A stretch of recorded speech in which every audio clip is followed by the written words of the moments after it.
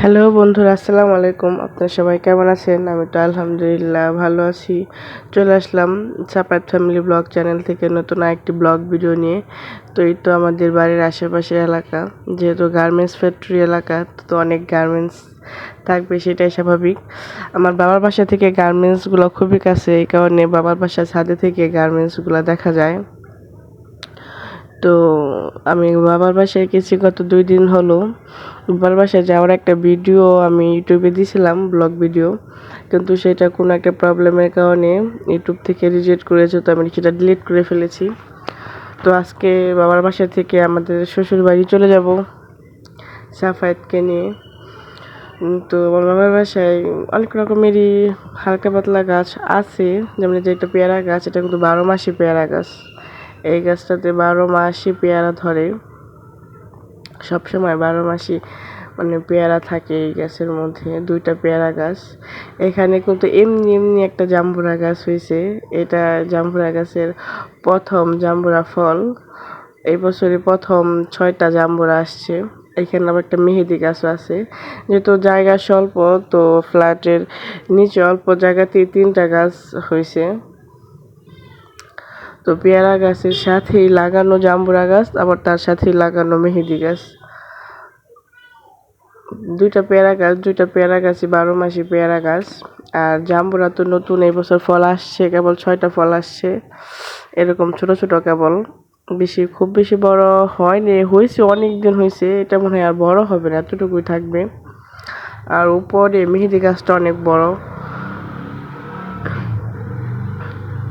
তো যে এই পাশেও জাম্বুরাগুলো ধরছে, এটা প্রায় পাকা পাকা ধরছে, জাম্বুরাটা হলুদ হলুদ হয়েছে। তবে যাই হোক, তাও তো একটু আছে। আমার শ্বশুর বাড়িতে কিন্তু কোনো রকমের কোনো ফল টল গাছে নাই, একদম খালি, সব কিছুই কিনে খেতে হয়। তো আমাদের নতুন বাসার সামনে 2টা পেঁপে গাছ লাগিয়ে দিছে আম্মু। তো আবার একটার সাথে জোড়া 2টা গাছ উঠছে, আবার ওই পাশে একটা। গাছগুলো কিন্তু মানে ছোট ছোট, দেখতে খুবই সুন্দর দেখা যাচ্ছে। ছোট্ট গাছে আবার ফুল আসছে। তো পেয়ারাগুলাও ছোট ছোট, অনেক পেয়ারা আসছে। মনে হইতেছে পেয়ারাগুলো যখন বড় হবে তখন গাছ সহ নিয়ে ভেঙে পড়বে এবার, এত পেয়ারা আসছে, পাতায় পাতায় পেয়ারাগুলো আসছে। আমি কিন্তু আজকে আমাদের বাসায় চলে যাব। সেইখানে বাবার বাসা, মেয়েদের বিয়ে হয়ে গেলে বাবার বাসা আর বাবার বাসা না, আর ভালো লাগে না, সেখানে আর থাকা যায় না। 2 দিন থাকলেই বলে যে আসবা কবে। তো চলে যাব দেখে আম্মু একটা মুরগি করতেছে। বললাম যেটা রান্না করার দরকার নেই, যেটা সাপাতের বাপে আসে নাই, তো সাপাতের বাবার জন্য এটা কুটে নিয়ে যায়, বাসায় গিয়ে রান্না করে দেবো। তো আমিতে আম্মু কাকিতে জানি জব করে আনছে, পরে আমিতে কেটে নিতেছি, কেটে নিয়ে ফ্রিজে রেখে দেবো, পর যাওয়ার সময় নিয়ে যাব। আজকে আসছি 2 দিন, আজকে চলে যাব, আবার সামনে ঈদ, ঈদের পরে তো আসবই।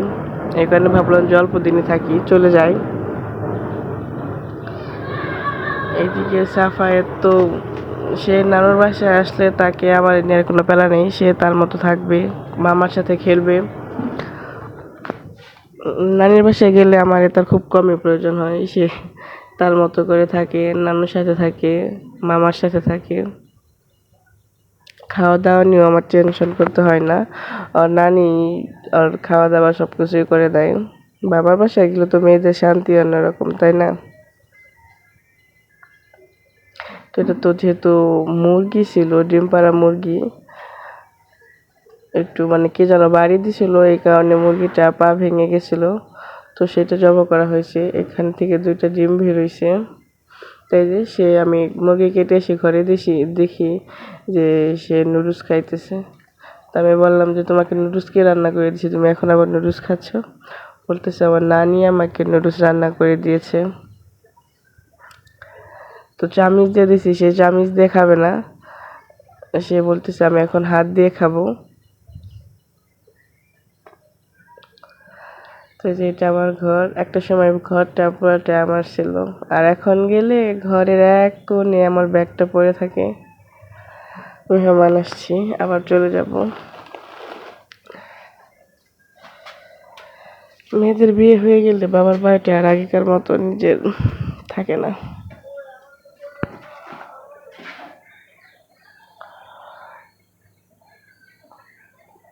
এই যে বাবা চলে যাব দেখে ব্যাগটা গুছিয়ে নিতেছি। এটা প্রায় প্যাকিং করা আমার শেষ। বিকালের দিকে, দুপুরের পরে বিকেলের দিকে চলে যাব। সমস্ত কিছু গুছিয়ে নিতেছি।